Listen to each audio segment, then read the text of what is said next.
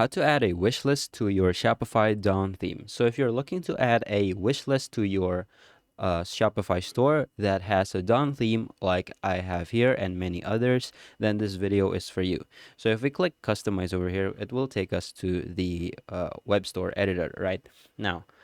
We will add a wish list next to the cart button over here, and also in the product page we will also add a wish list button in each product page to for the users to click and to interact with their wish list. Now, in addition to creating a wish list, we will also see the insights and how we can see an informed make an informed decision based off of the insights on your wish list. And I will also brief you shortly on how we can take it one step further by adding a reminder email functionality. So the people or your visitors who have items on their wish list will have a reminder email sent to their respective email for product discounts or for limited stock and etc. to convert sales. And I will only shortly brief you, but okay, so let's get into it. All right, so the first step is to actually go to the App Store because we will be using an app, and go to Shopify App Store. And once we're in the App Store, just type in wishlist and we will see the list of apps that we can use. Now, I've researched a few apps and I find that Wishlist King is best over here. It is paid. It comes with $4.90 a month, as you can see here, $4.95.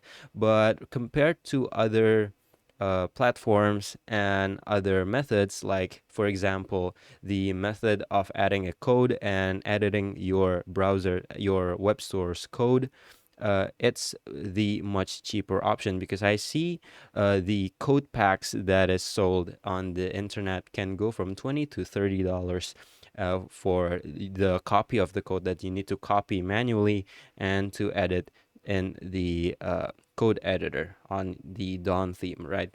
So I find Wishlist King here to have the most value for the pricing. All right, now let's just go ahead and click install Wishlist King. And once we have that app installed, we will start working.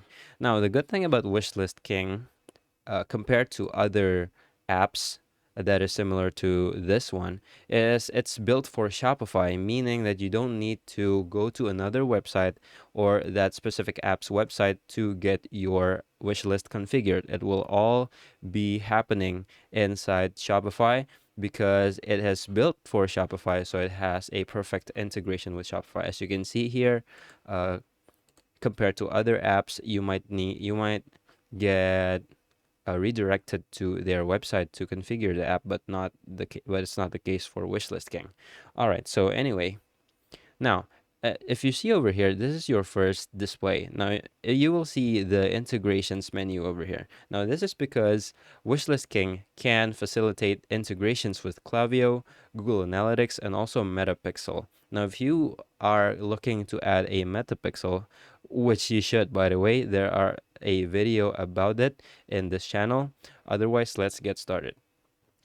All right, so we'll go back to this integrations later, but what we need to do is first to go to the theme setup over here. So let's just click theme setup next to the request setup. Now, if your business is at scale and you want the fastest configurations as possible, you can ask someone else to do the setup for you. But if you're just starting out like me, let's just do it manually by clicking theme setup over here. Now, in the theme setup, you need to go to the open theme editor over here. Of course, you can you can watch the video if you would like to, but let's just go ahead and straight to open theme editor. And in the open theme editor, we will go back to the customize web store theme for our web store. All right, so we're now in Dawn theme editor. Now, as you can see, I've already have all of these options enabled. But if it's the first time you're installing Wishlist King, you will have all of the features unchecked, and we need to check each features. So let's just go ahead and check each features. And the access over here on Wishlist King, it will need some configurations, but we will not be touching any code in this video. So let's just leave it on, but let's just not configure it. Okay, so for the app settings, we need to change the theme preset. Now, as you can see, this is not just for Dawn theme. You can also use Wishlist King for other themes, but the default is Dawn. So let's just stick with Dawn theme. Now you can change the colors. This is the global colors, so it will apply to all of the wishlist buttons that we have added to our store. Now, if you realize, after we turn on these options, we will now have a wishlist button next to our cart and search button on our header and across all of our pages. But we will also have a add to wish list button in each of the product pages.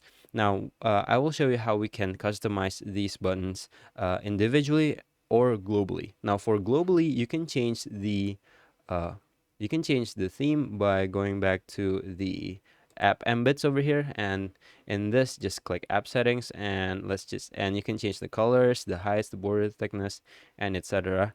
for the global styling. But if you want to change it individually, you will need to change it as you would change other elements, other blocks. Now, for me, I have already added the buttons over here, right? Now, if it's the first time you're opening Wishlist King and you cannot see these buttons, that is because you haven't added the button. So just let's go back to our home page over here. And first we will add the button next to the cart and search bar. Now, to do that, just go to our header and go and expand our header. And at first, you will not see the block that I have just deleted. But what you want to do is to just click Add Block and go to Apps and add header link by Wishlist King. Now, that will add our wishlist button over there. So the second button is the button in each product page, right? Now, in each product page, what you want to do is to do the same thing. This will not be present when you're at first configuring this app. Just add block, and on the apps menu, click wishlist button. Now, as you would do with other blocks, you can also change the orders of appearance in your product. So if you want to put it like right next to, like on top of add to cart, you can do that, and it will be shown above the add to cart over here. Or if you want to put it to the bottom like I have earlier, just put it all the way down. All right. Well, maybe not to bottom. I think the share button should be on the bottom side. Okay, so this is perfect. Now, you can change individual stylings apart from other buttons that we have on the app, the web, I mean, by just clicking on the block and edit it just like you would edit other blocks. So we can change our style over here. I'm just going to change our style to outlined and accent too. I found it to be the most conforming with other buttons. And also, okay, so let's go back. Also, you can change the alignment, the content alignment. You can also change the margin, bottom margin, max width, horizontal padding. You need to change your padding if you are already playing around with your web store's formatting. You can also change the icons, stroke thickness, icon offset. Now, if you're having an outline, you can, of course, change the stroke thicker to make the button thicker. But anyway, let's move on.